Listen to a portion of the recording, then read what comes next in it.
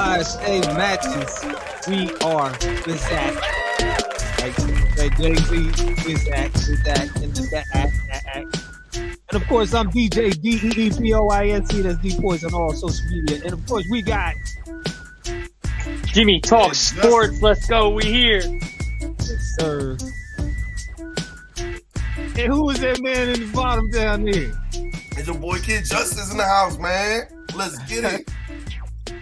Speaking of which, you representing that yellow and black right now. Oh, Jimmy, you don't like the yellow and black? Not many people do, man. It's a shame. It's a shame. Might have to change his religion. So, before we start off the show, I want to explain to a couple people. There's been a lot going on, career changes, battling sicknesses, and so. And I just figured let's take a break, come back, regroup, and bring somebody new to the team. Jimmy Talk Sports. Yeah. And his head is still with us. He's just not here today, but he will be back next week. We do this show on a different day now, but it's still gonna be the same show. Guests, artists, sports, politics, and robot talk. That's what I'm talking about, bro. Okay. I like it. Okay. So I'm gonna say my little part of the show for the last, but there's a lot going on in the sports game right now. I figured let's start it off. First of all, salute for the LeBron shirt, bro. King James. Yes. The GOAT, you know.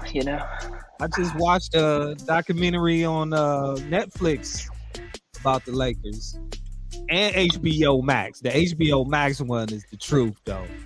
But cats won't leave LeBron alone, man. They always at this cat neck, whether he's the best of all time. Who cares if he's the greatest of all time or not? He's still one of the greatest basketball players in minus history. Championship rings. If you ain't talking about championship rings, LeBron is the greatest player of all time. I mean, bro, athletic wise, he's the only player. He's the only player in his skill position that can go all 5 positions. Michael Jordan could only do 3 for 5. So if we're comparing players, Kobe could only do 4 for 5 if we're comparing players. And then LeBron, right now, this season is only 1,300 points away from becoming the number 1 all-time leading scorer, and he's not known as a scorer.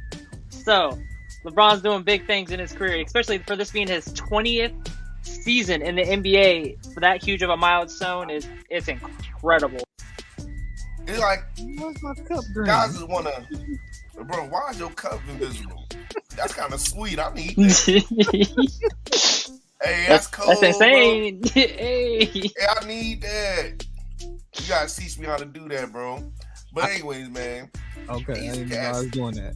They stay at this cat neck, man. The biggest person I do not like in the sports industry is Skip Bayless. I cannot stand him because he rides LeBron so hard, harder than any other athlete in sports in the last, I would say, 15 years. He has rode LeBron every day, all day, for no reason. Skip Bayless is one of the biggest hypocrites in sports too. He is freaking ridiculous. And I just saw a tweet the other day where he said LeBron could not carry his team in the 20th season. He does not believe it. Well, LeBron carried his team last year, being hurt and scoring over 30 points per game last year. And LeBron already came out and said that he, health-wise, mentally-wise, he is in some of the best shape he's been in his entire career. He's going into his 20th year. I mean, for somebody to say that going into the 20th year, that's insane to me. And now he's playing the waiting game for his kids to come into the league because Bronny's a senior this year. Bryce is a sophomore. Bryce is taller than Bronny, which is incredible. But I can't wait to see what they both do this year, especially Bronny, to see what he does in his senior season. It's going to be insane when the boys get in there, man. I mean, these guys, I'm hoping the best for them. They got a lot to live up to. I ain't even gonna I honestly hope they're not like Michael Jordan's sons, where they played a couple years in college and they just weren't getting it, and they were just on their dad's coattail the whole time, and nobody would let them breathe. Yes. And that's why I like LeBron's kids so much more, is because LeBron's let them get their own name. LeBron hasn't said a lot about them. He's let them do their own thing when it comes to on the court wise.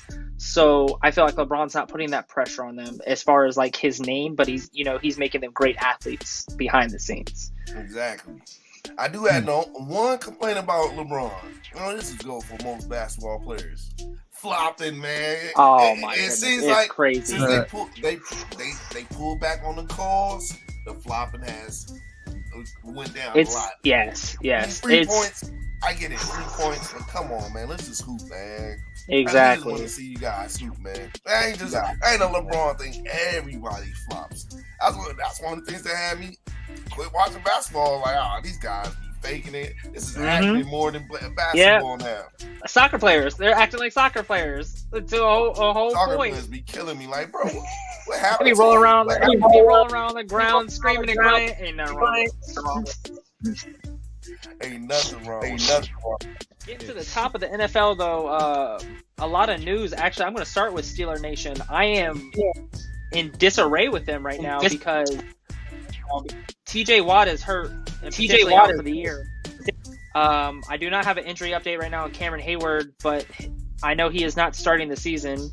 Najee Harris has a foot injury that he tried to hide that is more serious than what is coming out. So there's a potential they don't have him. Deontay Johnson, shoulder injury. He is not going to be available for week 1. As of right now, I am very skeptical of what the Steelers are going to do this season, just specifically for the injuries so early. But as a football fan, I can respect everything the Steelers have done so far. There's a huge quarterback controversy, I feel like, for me, between Mitch Trubisky and Kenny Pickett, because Kenny Pickett showed me during the preseason why he could be a starter almost instantly. I'm sorry, Mitch Trubisky, I like you, you're a great guy, but you haven't shown me you're a quarterback, at least a starter. So I feel like there's some things Mike Tomlin needs to work out. So we'll see after, before week 1, if there's a couple more roster moves or a couple more changes that the Steelers can make. I'm excited for the Steeler Nation because they're new, they're young, they're fresh. I can't wait to see it because I love the competition. I'm a Bengals fan. I will straight say it. But as far as when it comes to competition, I love it. I'm for it. I like when teams are getting better. Me personally, this year, I said it last week, I'll say it again this week, I am excited for the Jets and the Lions, specifically for all the upgrades that they have done. Yeah, they have made some, especially the Jets. I'm like, bro, y'all been taking L's for a long time. And the quietest thing right now in Jets camp, Joe Flacco's almost a starter. He has done that well in training camp to where he is popping eyes. And I watched a couple of their training camp films, and he looks good. He looks almost Baltimore Raven, Joe Flacco-esque. Almost, not quite. Speaking of Baltimore, Gus Edwards is down again. So J.K. Dobbins has come back from injury. They are signing Kenyon Drake as of tomorrow. Kenyon Drake will be a Baltimore Raven, which I think is a great addition to that roster. Him and J.K. can do a lot of damage in that backfield. That's going to create a lot of separation, especially.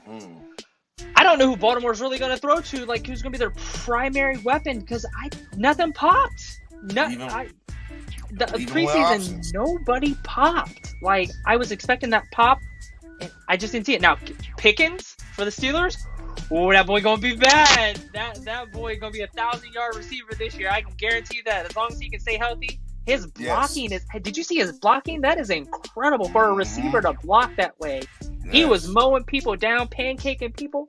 That pancake block receiver. I'm telling you. A couple other roster moves I have not liked so far. Cincinnati released Trenton Irving and Kendrick Pryor, 2 receivers that really shone out during preseason. And for me personally, I'm like, get rid of Brandon Allen, the backup quarterback. Keep Jake Browning. But they didn't even do that. They got rid of him too. And I'm like, he was throwing dimes and making plays. Like, why are we getting rid of him? Probably because if it ain't because of the talent, the skill, something in the locker room problems, bro. That's the only thing I can think of, man. So I'm hoping the Bengals will bring them all back, at least for like practice squad wise. So if anything does happen, they can be brought up almost immediately without anything really happening. The Browns released Josh Rosen, which I'm so happy that happened because he doesn't need to be on that roster. I'm sorry.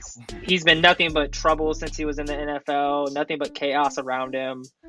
I sort of kind of feel sorry for the guy because he's never really gotten to get his feet wet, to be a quarterback. But at the same time, he didn't prove himself at all, especially when he was in Arizona. He just fell apart.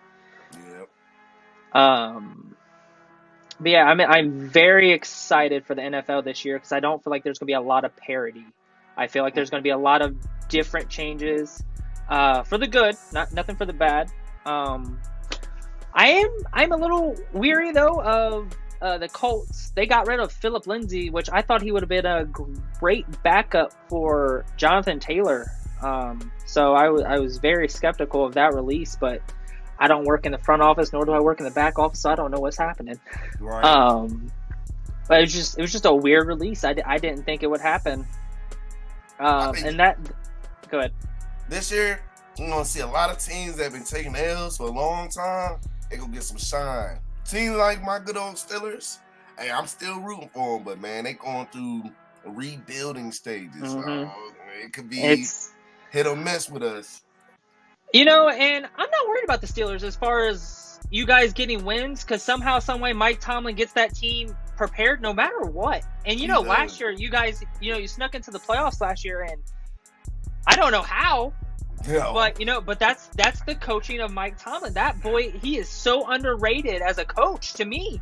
He is one of the best NFL head coaches and he's going to be around for a long time. He's not going anywhere. I'm 100% there. People give him his flack, but man, with what he's dealt with, man, he's really done a lot. And now he's still got a ring under him. So man, leave that man alone, man. Like, do not switch out coaches. Don't do what the Browns do. The Browns get solid grounding because they always switching everything up.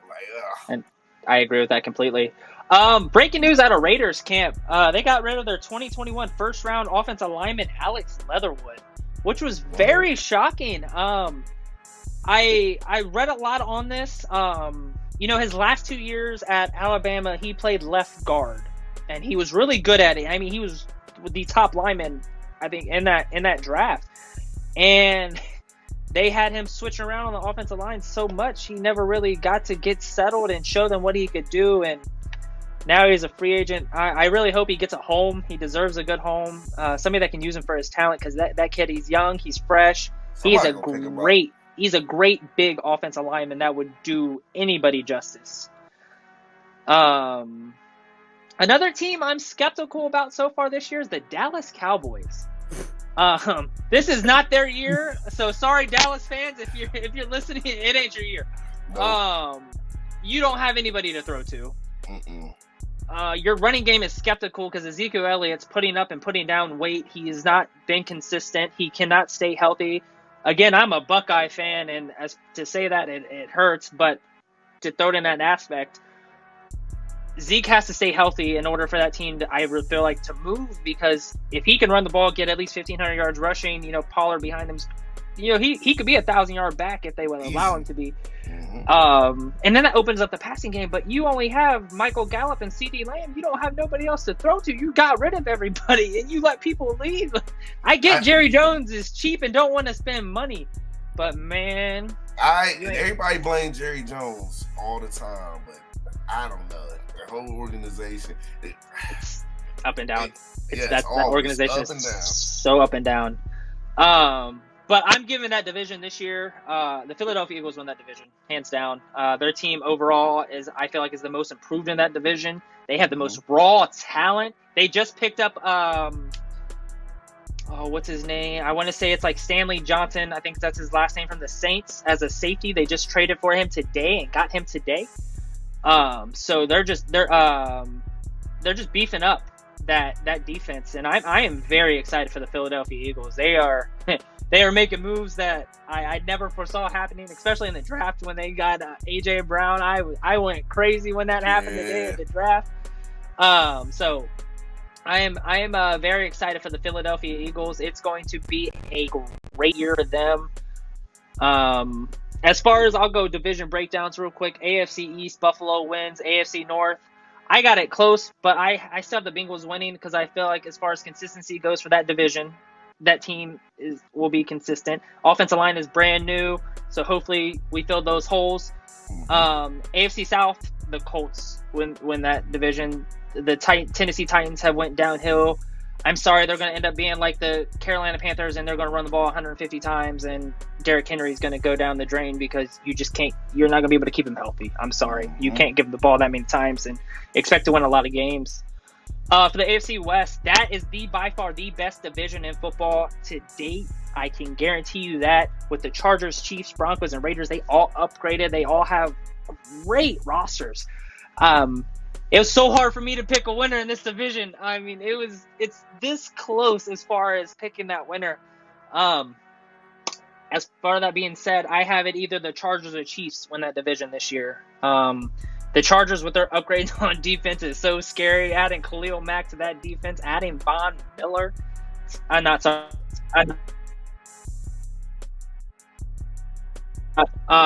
that defense, it's incredible. Hey, it's going to be the Chargers for that one. I'm telling you right now. That's scary to say too. Oh man, that team has so many weapons, so many people in the top 100 too. NFC East, like I said, Philadelphia Eagles win that. NFC North. Now, this was a tricky one. This is the worst division I feel like in football in a way. I have it a toss-up right now. I mean, I love the Packers as far as Aaron Rodgers goes, but Aaron Rodgers, who you going to throw to, buddy? Randall Cobb's old, man. He can't do what he used to do. I'm excited to see what the young kids can do as far as receiving go. The Bears are going to give him a run for their money. I feel like Justin Fields got his mechanics under control now. I feel like he understands the league a lot more. I feel like the coaching staff's really helped him develop, especially watching him in preseason this year. He looks a lot different than his first year in the NFL. So I'm excited. Detroit will have a way better year this year. I would say if they finish below 500, it'll be by a game or two, won't be by much, or they'll finish a little above 500. NFC South, if things play out, Tampa Bay wins. I mean, having Tom Brady as your quarterback, you really aren't going to lose many games. The Saints are going to give them a run for their money. If Carolina's weapons, they're young. Uh-oh. No. No. I need to hear it. If Carolina weapons, what? He said. Oh, there we go. There we go. Hold on. If Carolina weapons, what? If the Carolina Panthers weapons can come together, and I'm not saying it's going to happen this year. I'm not saying that they're going to be within that tight division this year. Next year, because they'll get that chemistry, they'll build on it. Carolina Panthers will be right at the 500 mark as far as this season goes, because they do got that type of schedule where they can win at least half their games. And bringing in a new quarterback into that system, I feel like they can do it. And Baker Mayfield's comments for week 1 are priceless. The NFC West, another tough division as far as a couple of the teams. Seattle is not going to be a problem this year. Seattle, honestly, is going to be the worst team in the NFL this year, I feel like, personally. They're going to have the first pick in the NFL draft. Seattle is not going to make any moves. I'm sorry. Drew Lock as your backup. Geno Smith, I love him to death. He really showed me what he could do last year, though, as far as being a starting quarterback. He threw for 700 yards. He went 7-1 as far as touchdown to interception ratio when he got to play. But he was only 1-3 in those games, but that's because his defense let him down. His offense did his thing. So if his defense can step up, then they can be within that division. But I just, all the changes that's happened in Seattle, I don't see them being a threat in any way, shape, or form. I mean, they're going to be in games, but I don't feel like they're going to be that, that dominant Seattle team that we're used to. I'll wrap my segment up real quick with the health tip of the week. I heavily was on this last week about drinking water, staying hydrated. There's a few other things you can do as far as being healthy. Take a tech break. Don't be on your phone all the time, or don't be on technology all the time. Take a break from it. I have noticed when I've taken a break from, even just social media, I have felt 1,000 times better. I don't feel run down because I'm seeing what's going on in the world. I'm not in my phone or in my computer as far as that. If you need quick energy, instead of, drinking an energy drink, drinking coffee, try tea. Tea is great for giving you that quick caffeine that you need, natural tea, for that quick caffeine that you need, and you won't get a crash as far as when it comes to the caffeine wearing off or the energy going down. You're not going to get that crash like you would from an energy drink or sometimes from coffee. Us living here in Ohio, we got to spend time in the sun. Everybody in Ohio has a vitamin D deficiency. As far as they don't want to believe it, but if you can get as much time in the sun as you can, again, that helps brighten your day up, better mood, and again, health keeps you healthy. You getting to get out in the sun, fresh oxygen, take that walk around the block to just enjoy yourself. Eat more meals, keep up with your meals. Eat those meals in between, so like if you eat breakfast, it's not quite time for lunch, but, maybe get like a protein bar and a banana in between breakfast and lunch. And then, same thing in between lunch and dinner, eat a quick snack, something healthy, or just honestly, whatever you want to eat. If you're whatever specific diet you're on, or if you're just trying to maintain something, just get as many meals in as you can. That way, you're keeping your calorie count up, you're keeping your carbs up as far as, again, whatever diet routine you're on. You're keeping your energy level up because food is energy. As far as people don't want to believe it or believe it, you got to eat your food, get your energy. So I mean that's my health tip of the week. All right. Jimmy Talk Sports, giving you a health tip of the week.